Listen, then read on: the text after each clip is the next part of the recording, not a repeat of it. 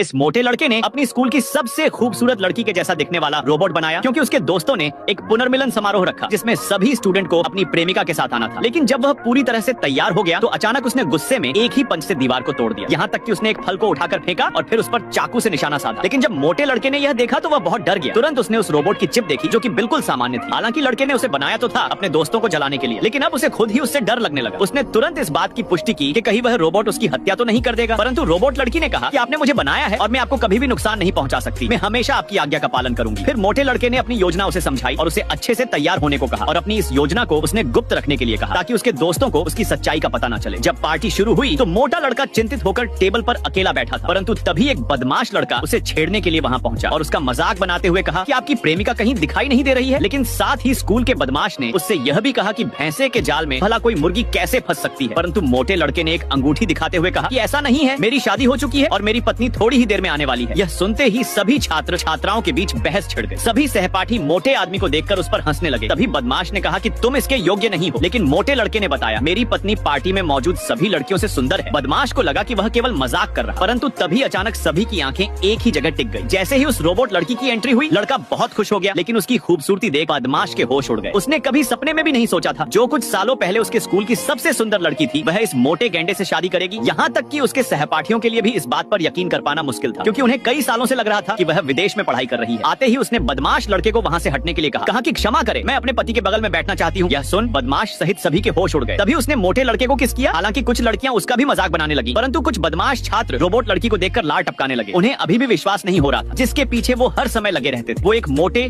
और बदसूरत लड़के से कैसे प्यार कर सकती है। कुछ समय बाद जब मोटा लड़का उसे अकेला छोड़कर बाथरूम में चला गया, तभी बदमाश लड़के उस रोबोट लड़की के पास आए और कहा कि तुमने किस आधार पर उसे चुना है? क्या तुम्हें नहीं लगता कि तुमने एक गलत फैसला लिया है? लेकिन लड़की ने कहा कि तुम लोग इतनी जलन क्यों कर रहे हो? वो मुझसे बहुत प्यार करता है। तुम लोग केवल प्यार की बड़ी बड़ी बातें कर सकते हो बस, लेकिन वो मेरे लिए प्यार में जान भी दे सकता है। परंतु इतनी बेइज्जती सहन करने के बाद उन्होंने अपना गुस्सा मोटे लड़के पर निकालना चाहा।